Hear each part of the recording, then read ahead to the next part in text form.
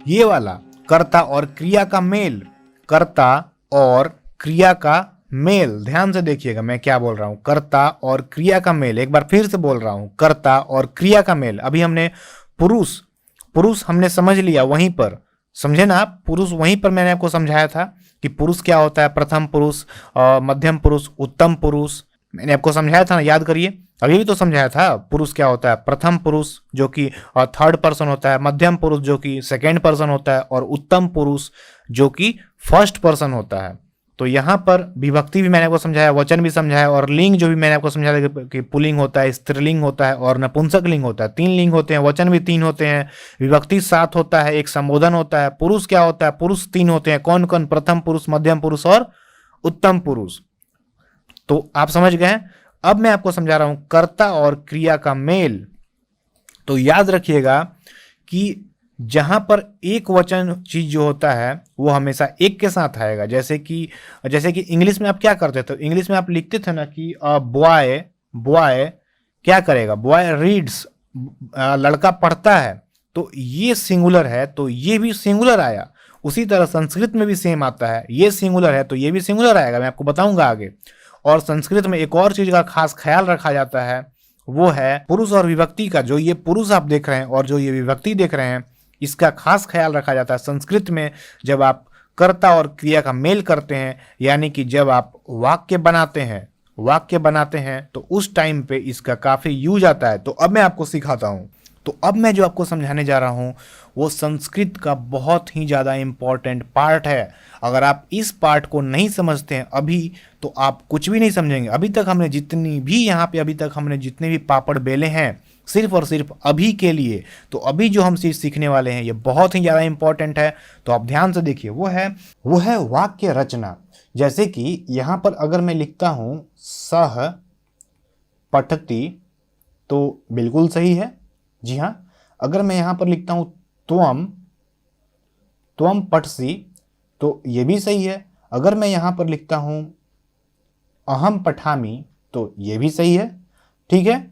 अगर मैं यहाँ पर लिखता हूँ तो पठतः, तो ये भी सही है, ठीक है। तो ये सब जो वाक्य आ रहे हैं, ये जो वाक्य रचना हम यहाँ पे कर पा रहे हैं, ये आखिर कैसे हो रहा है। तो देखिए, किसी भी वाक्य में 2 चीज़ों का होना बहुत ही ज़्यादा जरूरी होता है, जिसमें से एक चीज़ जो है वो है आपका क्रिया। तो ये जो है पठती, ये क्या है, एक तरह से क्रिया है। और जो ये है कर्ता। जब क्रिया होगा तो कोई ना कोई इसको कर रहा होगा, जैसे कि पढ़ रहा है कोई, तो कोई ना कोई तो होगा, तो वो वह है, ठीक है। ये सह क्या है, ये एक सर्वनाम है। यहाँ पर अगर बालक होता, यहाँ पे अगर रामः होता, यहाँ पे अगर भास्करः होता, तो वो पढ़ता है। तो यही सारी चीजें हैं। यहाँ पर आप देख सकते हैं कि एक मैं यहाँ पे वाक्य बना पा रहा हूं। लेकिन मेरा सवाल ये है कि क्या यहाँ पर त्वम जो था, यहाँ पर इसके जगह पे इसको काट के क्या हम सह पठसी नहीं लिख सकते हैं? क्या हम सह पठसी नहीं लिख सकते हैं? तो अगर नहीं लिख सकते हैं, ये गलत हो जाएगा, तो क्यों नहीं लिख सकते हैं? तो ये हम आपको अभी सिखाने वाले हैं। तो इसके लिए आपको क्या सीखना पड़ेगा, वो है पुरुष तालिका। तो अब जो हम सीखने जा रहे हैं वो है पुरुष तालिका। याद रखिएगा, क्या हम सीखने वाले हैं, पुरुष तालिका। तो मैं यहां से लिख लेता हूं, आप राइटिंग पे कृपया ध्यान ना दें, मैं जो समझाना चाह रहा हूं वो आप देखें। तो हम पुरुष तालिका भी सीखने वाले हैं। तो देखिए, यहां पे जो है उत्तम पुरुष, तो ये जो होता है ना, ये होता है मैं, यानी कि वक्ता होता है, जो बात बोल रहा है। जैसे कोई भी बात हो रहा है संस्कृत में या फिर हिंदी में या फिर इंग्लिश में, किसी भी भाषा में अगर कोई बात हो रहा है, तो उस बात को कोई ना कोई तो कहेगा। तो जो कहता है, जो वक्ता है, वो है उत्तम पुरुष। यानी कि जो ये है फर्स्ट पर्सन, ठीक है, ये है फर्स्ट पर्सन, ओके। और जिससे कहते हैं, जैसे कि जो सुन रहा है, ये है श्रोता। जो सेकेंड पर्सन है, ये है श्रोता, और इसको हम बोलते हैं सेकेंड पर्सन, ठीक है, ये है सेकेंड पर्सन।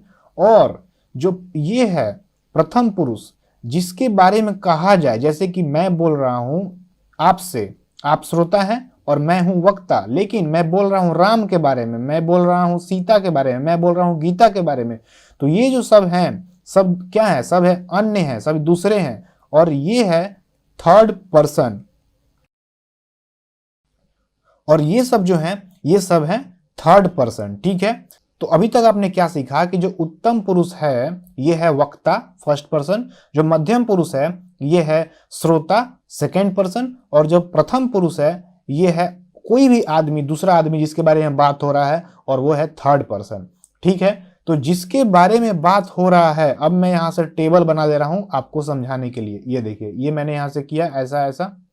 अब यहां से मैं कलर दूसरा ले लेता हूं, और देखिए तो जो अन्य है, जो थर्ड पर्सन है कोई भी, तो यहाँ पे कौन कौन हो सकता है? यहाँ पे हो सकता है राम, यहाँ पे हो सकता है, यहाँ पे हो सकती है सीता, यहाँ पे हो सकती है गीता, यहाँ पे हो सकता है वह, ठीक है, यहाँ पे हो सकता है वह, यहाँ पे हो सकता है यह, ठीक है। ये सभी सर्वनाम है, ये सर्वनाम है और ये डायरेक्टली संज्ञा है। तो मेरे कहने का मतलब यहाँ पे ये है कि थर्ड पर्सन में, प्रथम पुरुष में यहाँ पे जो आएगा वो आएगा, पहला चीज आएगा कौन? या तो संज्ञा आ सकता है या सर्वनाम आ सकता है। क्लियर है? या तो संज्ञा आ सकता है या तो सर्वनाम आ सकता है। और मध्यम पुरुष में कौन आएगा? मध्यम पुरुष यानी कि श्रोता। तो श्रोता कौन होता है? डायरेक्टली होता है ये आप, यू। तो यहां पर जो आएगा वो सिर्फ आएगा त्वम, यानी कि तुम आएगा, तुम। और समझ रहे हैं ना? और यहां पर कौन आएगा? यहां पर हमेशा से मैं आएगा, यानी कि अहम आएगा। अब मैं इन सब को साफ कर देता हूं और मैं आपको दिखाता हूं एकदम अच्छे से लिख करके।